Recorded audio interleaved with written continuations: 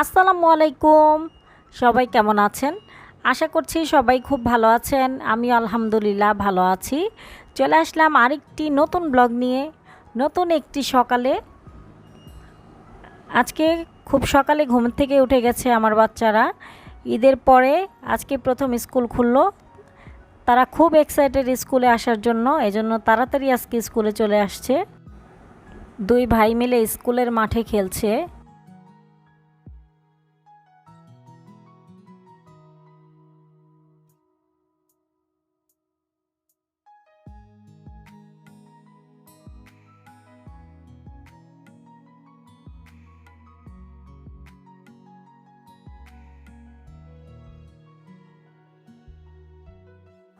ওদের জন্য টিফিন বানাচ্ছি, নান রুটি আর কালা ভুনা, যেটা আমি আগেই রান্না করে রেখেছিলাম। সেখান থেকে ফ্রিজে রেখে দিয়েছিলাম ওদের জন্য।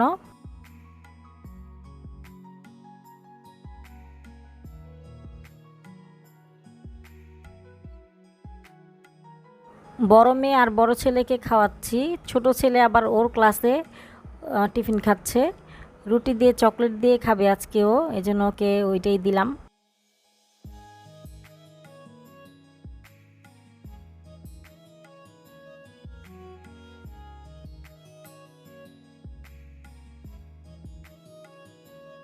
আমার ছোট বাবাটাকে স্কুল থেকে নিয়ে এসে গোসল করাই দিছি। এখন লেবুর শরবত দিচ্ছি। ও এখন পড়তে যাবে।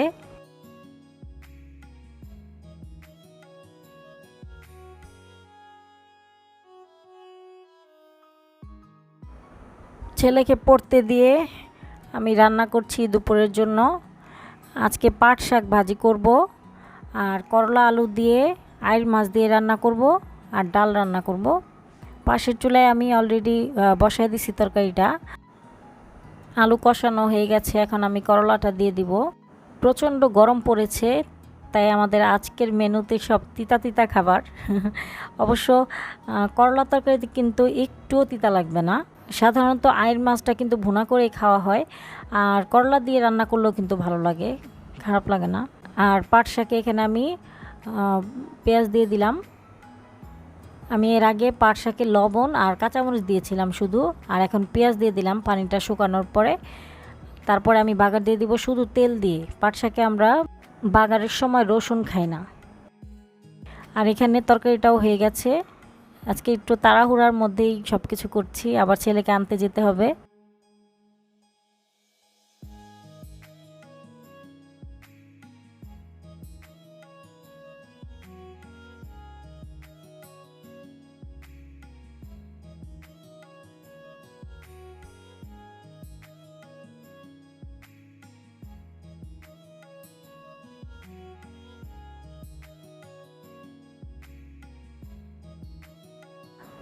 পাট শাকটা আমি এভাবে খুরচুন দিয়ে একটু ছড়িয়ে ছড়িয়ে দিচ্ছি, যাতে একটার সাথে একটা লেগে না থাকে।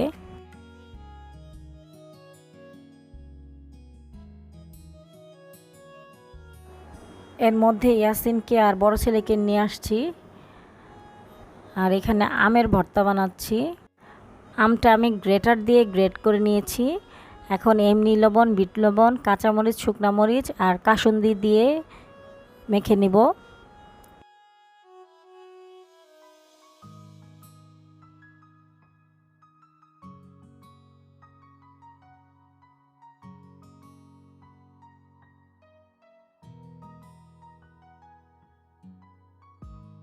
এখন আমি ডাল বাগার দিয়ে দিব। বাচ্চাদের স্কুলে আনা নেয়া, মিসের কাছে নিয়ে যাওয়া, আবার ঘরের কাজ, আবার রান্নাবান্না, ফাঁকে ফাঁকে সব কিছুই আমি করছি। এইভাবেই সারাদিন আমার কেটে যায়।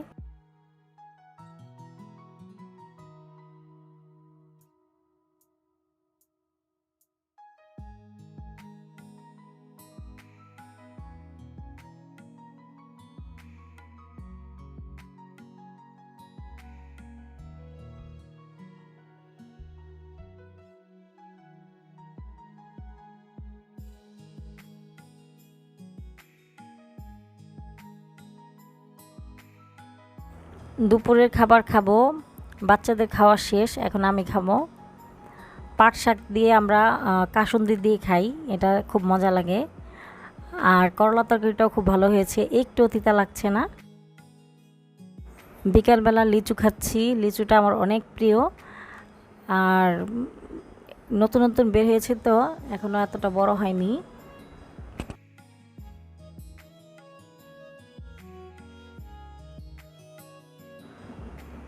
আর সন্ধ্যার নাস্তায় মেয়ে রামেন খাচ্ছে।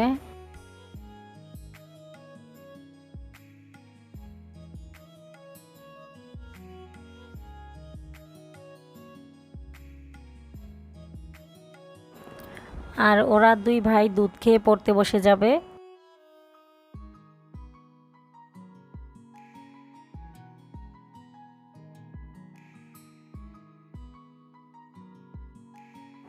আমার ছোট বাবাটা পড়ালেখায় খুবই ব্যস্ত, ওদের কাছে স্কুল খোলা থাকলেই নাকি বেশি ভালো লাগে।